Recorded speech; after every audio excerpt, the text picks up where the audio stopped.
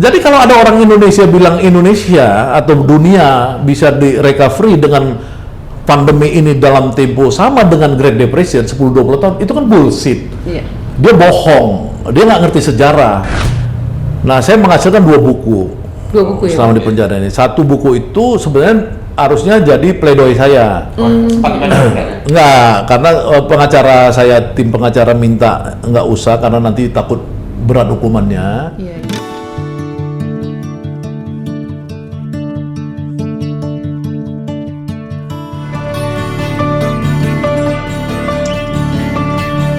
Nah, mereka untuk recovery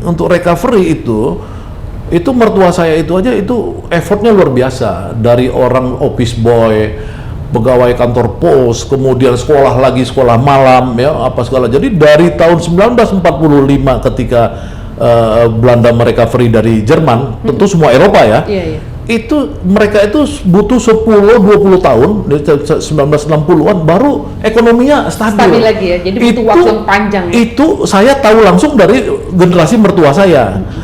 Jadi kalau ada orang Indonesia bilang Indonesia atau dunia bisa di recovery dengan pandemi ini dalam tempo sama dengan Great Depression 10-20 tahun, itu kan bullshit. Iya. Dia bohong, dia nggak ngerti sejarah, ya kan? Hidup ini harus orang baca sejarah, tahu sejarah. Itu cuman Great Depression, ekonomi yang ambruk. Kalau sekarang ekonomi ambruk, kesehatan ambruk, dunia mengalami ketidakpastian. Dulu orang bilang akan selesai ketika ditemukan vaksin, kemudian orang sombong lagi, bilang pertumbuhan 7% apa segala, masuk varian Delta, disapu bersih, habis semua. Jadi dunia ini nggak pasti gitu loh. Nah, ketidakpastian ini apakah kita merujuk pada model Great Depression atau kita sebenarnya masuk ke dunia ilahiyah, spiritualitas? Iya kan? Saya potong sebentar, Bang. Tadi kan Abang bilang Abang ini tokoh pemikiran. Mulai serius. Yang penting jangan ngemen-ngemen hukum dulu nih, ya apa ini? Tadi kan Abang bilang kan Abang ini tokoh pemikiran. Jadi pada saat kita kenal kan banyak kan kalau Abang ini kalau tokoh pemikiran artinya ditahan tuh karena pemikiran yang berbeda dengan rejim. Terus artinya tahanan politik. Kalau seharusnya ini menjadi tahanan politik. Banyak tokoh-tokoh yang kita kenal menjadi tahanan politik seperti Buya Hamka, ya Muhammad Natsir, termasuk Bung Karno juga menghasilkan karya-karya besar seperti Buya Hamka tuh menghasilkan selama ditahan justru beliau bersyukur menghasilkan sebuah karya yang maha besar yaitu Tafsir Al-Azhar. Terus begitu juga pemikiran banyak tulisan-tulisan Muhammad Natsir. Nah, selama Abang di dalam tahanan kemarin ini, apa saja yang sudah Abang hasilkan dari pemikiran-pemikiran Abang itu? Ya, makanya kan yang saya itu kan gini, di sana itu kan saya punya alat lah untuk melakukan menggoogling apa segala ya. Itu nggak semua orang memang diberikan ya.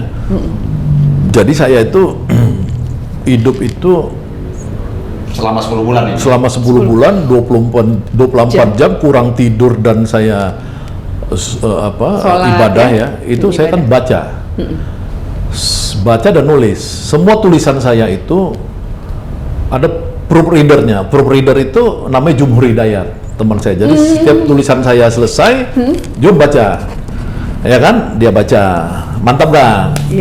Dia baca, mantap kan? Dia proofreader. Nah, saya menghasilkan 2 buku. 2 buku ya? Selama di penjara ini. 1 buku itu sebenarnya harusnya jadi pledoi saya. Enggak, karena tim pengacara minta nggak usah karena nanti takut berat hukumannya. Iya. Karena tulisan saya itu kan tulisan penuh kritik. Tulisan itu menggugat Indonesia menggugat. Indonesia menggugat tuh pikiran Bung Karno.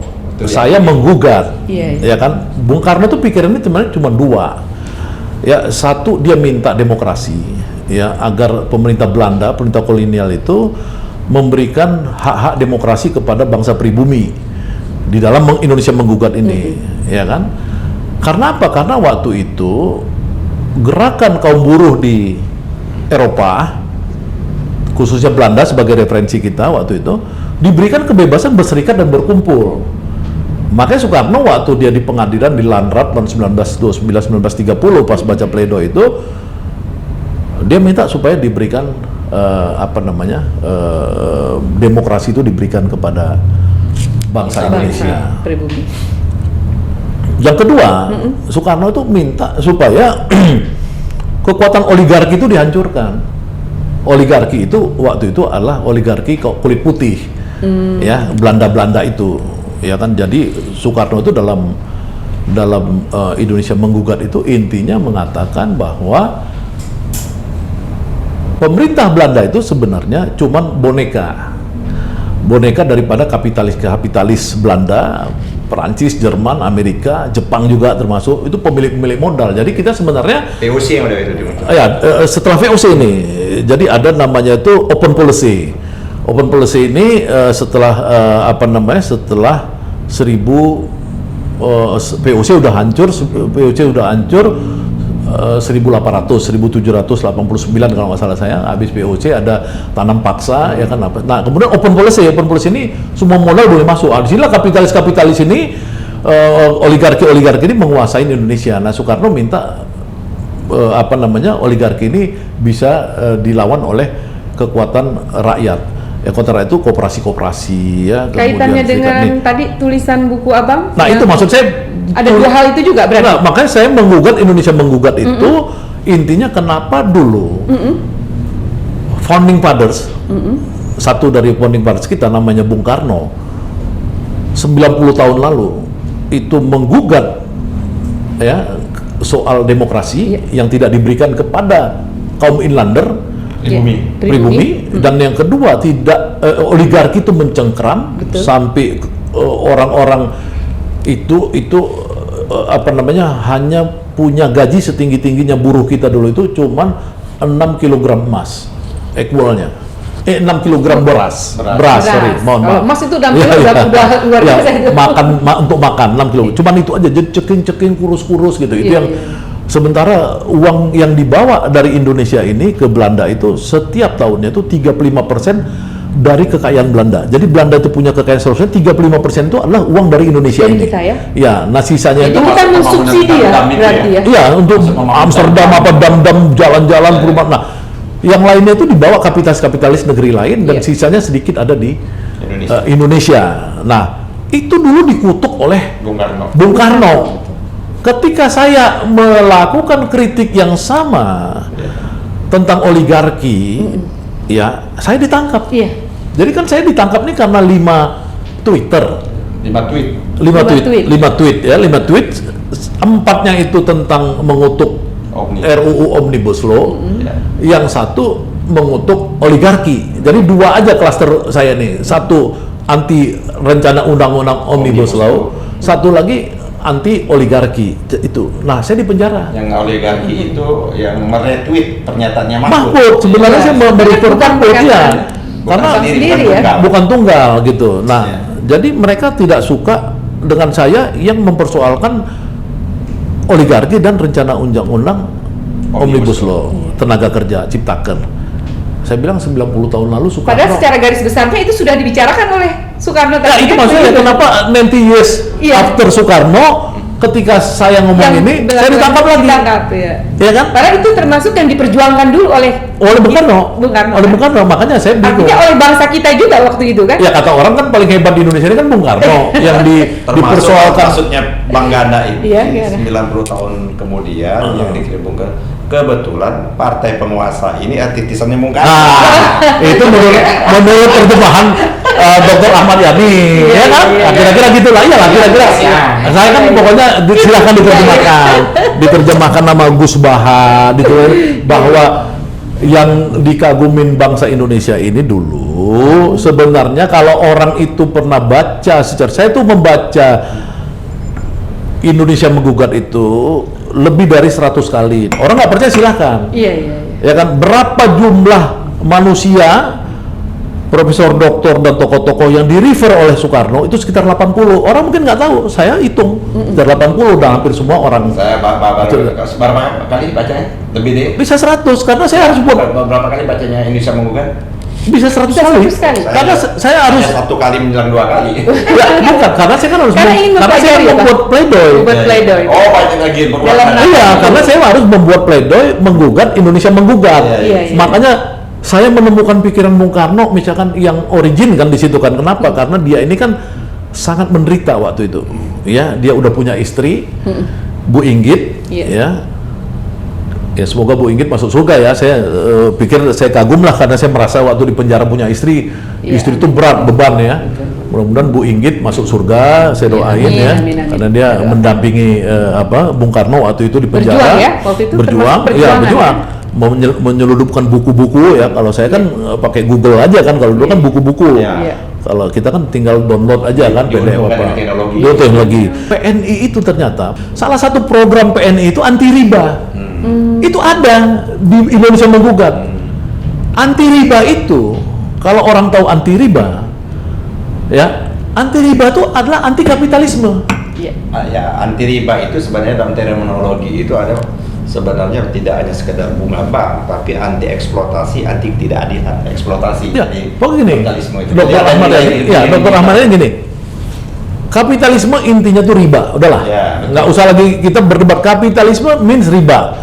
Memang hidupnya dari riba. Ya, riba. Karena dia tuh struktur kapitalisme itu riba. Ya kan? Nah, makanya dia kan menciptakan sistem perbankan yang lain-lain sebagainya itu kan kapitalisme mulai awal. Nah, riba, ya kan? Bung Karno anti riba di situ ada, di Indonesia Menggugat itu. Kalau orang baca Indonesia Menggugat, kalau nggak baca ya kan dia. Betul. Kenapa ini orang mau dirikan syariah apa? Ya makanya lu baca nggak Bung Karno itu ketika dia buat Indonesia Menggugat itu, ketika dia usianya masih sangat muda, ketika dia punya cita-cita terhadap bangsa yang begitu besar, dia tulis di situ salah satu program dari partai, dari PNI itu Partai Nasional Indonesia adalah menolak riba. Itu ada di situ. Ya kan? Kemudian jadi kalau beliau masih hidup sebetulnya sedih ya melihat kondisi. Ya silakan aja menerjemahkannya. Cuman pikirannya Bang Ganda ini gini, apa yang bikin masalah riba ini memang tatanan dunia yang dibangun sejak munculnya kapitalisme sampai akhir sekarang ini memang ekonomi itu dipimpin dengan riba. Tapi dengan kondisi yang sekarang ini di negara-negara yang kapitalisme itu juga sudah menerapkan yang zero bunga itu artinya anti riba juga. Jadi negara tanpa riba itu banyak dipraktekkan tidak hanya di negara-negara Islam yang mau sistem Islam, tapi di negara-negara yang dulunya ada beyondnya kapitalisme, sudah mulai mereka dengan bahwa ada pinjam dan sebagainya itu harus zero. Itu udah mulai sekarang perkembangan. Nah ini pikirannya Bang Ganda ini mencoba membangun sebuah peradaban baru dalam rangka ya nggak tahu, saya belum baca bukunya sebenarnya, membangun sebuah peradaban baru pasca pandemi ini. Nah, itu satu itu yang Indonesia Menggugat. Menggugat Indonesia Menggugat. Menggugat ya, betul. Artinya buku itu yang digugat. Nah, yang kedua kan produksi saya itu adalah ini yang seharusnya menjadi pledoi. Tapi karena itu saran tadi dari saran pengacara. Pengacara bilang ya kan Saganda, kalau kamu baca yang itu, dia bilang takutnya itu mengganggu pledoi pengacara. Satu. Yang kedua, kalau dia disikapi lagi sebagai kritik tambahan lagi, ya bisa-bisa. Takutnya kan saya kan dituntut 6 tahun. Bukan dituntut 10 bulan, tuntut 6 tahun. Jadi ya udahlah, saya bilang, makanya saya kemudian membuat pledoi baru yang berjudul demokrasi harus diselamatkan. Ya, memang bagian juga artinya dari pada waktu itu membaca pledoi juga sendiri ya. Ya, cuplikan saja sedikit ya. Iya, ada sedikit di dalam itu. Kenapa saya potong sedikit sebelum buku kedua? Kenapa saya butuh membacakan pledoi? Saya ngotot sama pengacara, saya bilang saya harus baca. Karena saya ini sidang online. Habib Rizik itu offline. Habib Rizik bisa offline itu karena dia menggugat Joko Chandra kenapa bisa sidang offline. Itu pun perlu perjuangan juga, betul. Jumhur Hidayat dan Anton offline karena memperjuangkan kok Habib Rizik bisa offline. Nah, saya udah keburu jalan sidang ini online, jadi saya online terus. Apalagi kan lokus saya itu ada di Depok, jadi mungkin Kejaksaan Depok malas jemput saya kan. Akhirnya saya tetap online, saya sidang di lantai 15 Bareskrim. Jadi memang masalah gini Pak. Bentar Pak Yan. Jadi gini, hakim itu dalam memutuskan perkara, dia kan berdasarkan keyakinan dia. Betul. Bagaimana dia yakin kepada seorang terdakwa kalau terdakwa ini tidak pernah face to face, Iya. berhadapan dengan dia.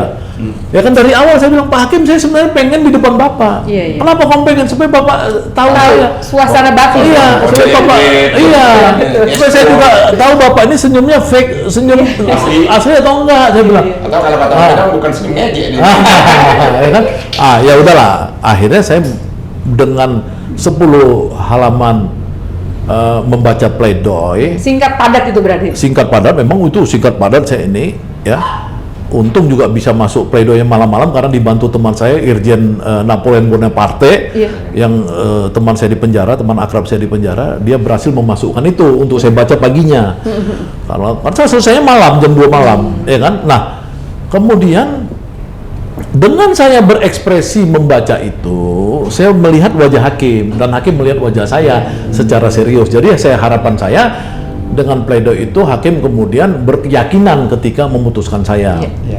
Alhamdulillah putusan saya berhasil. Dari pledoinya sebetulnya bagus, berhasil dari 6 tahun jadi 10 bulan. Iya, Itu kan luar biasa. Itu yang syariatnya saya jalankan itu.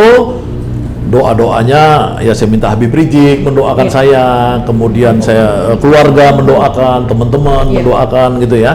Alhamdulillah jadi ini. Nah, itu. Nah, masuk yang kedua ini. Buku kedua ya sekarang. Masuk buku kedua. Masuk sebenarnya betul bangsa Ganda kan dihukum 10 bulan. Tapi yang lebih menarik itu sebenarnya pertimbangan hukumnya. Jadi pertimbangan hukum itu sebetulnya merontokkan semua apa yang didakwakan, apa yang disangkakan selama ini, ya kan, yang dibuat pasal-pasal tersebut. Hanya dilihat sebagai seorang dosen, ya kan, dianggap bahwa jadi dia tidak menyebarkan berita bohong dan sebagainya, hanya jangan berlebih-lebihan. Jangan berlebih-lebihan, harusnya bisa menahan diri. Sesungguhnya itu dalam konteks hukum pidana yang seharusnya, ya kan, dengan argumentasi pertimbangan itu dia tidak bisa dihukum mengenai jabat, tapi apakahnya dia dihukum lah seperti itu. Jadi hukuman 10 bulan ini dengan pertimbangan hukum itu nggak match dia seperti itu. Artinya menjadi berat juga. Iya, jadi berat. Loh, apa karena dengan pertimbangannya nggak match ya. Pertimbangan hukum saya baca pertimbangan hukum beliau ini. Seharusnya sebagai seorang dosen, ya kan, tidak membesar-besarkan berita, tidak melebih-lebihi sehingga seperti tadi. Jadi itu tadi kan yang buku pertama kan. Buku kedua apa tuh, Bang? Ya, dalam buku kedua ini saya ada setengahnya itu tentang itu, judulnya itu bertahan ya, bertahan di penjara. Itu lebih menceritakan bagaimana spiritualitas saya di dalam penjara itu gitu. Karena kan di penjara itu kita hidup itu dengan tekanan penuh. Ya, maka kita harus memelihara jiwa kita, ya kan, bagaimana kita ini spiritual. Karena fisik kan udah nggak bisa bergerak lagi. Betul. Keluar COVID, ya pas masa-masa COVID kan 2 kali kan. Jadi maksudnya keluar sel ya? Keluar kamar saya. Keluar kamar COVID, ya. Preman, penipu, penjahat. Sebentar Bang, saya potong dulu sebelum tadi masuk ke buku kedua. Sebetulnya tadi kan disebut ada Habib Rizik, terus ada Napoleon. Siapa-siapa saja sih yang tokoh-tokoh yang waktu bersama-sama Abang ditahan itu, Bang? Ya, kalau saya nggak mau berusaha meranking orang ya. Tapi saya meranking, saya ini kan hidup dengan pikiran. Jadi teman saya berpikir itu di dalam penjara itu cuma 2, Jumhur dan Napoleon Bonaparte.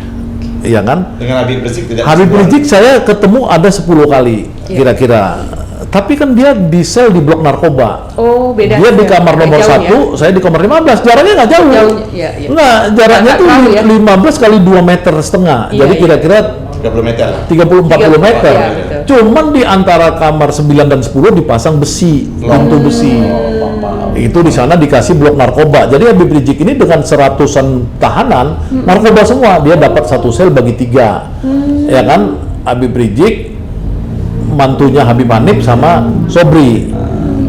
Di kamar 11 itu 4 orang EPI, ex EPI lah kalau sekarang, termasuk Ustadz Maman, ketua Laskar Panglima Perang, ketua Laskar EPI.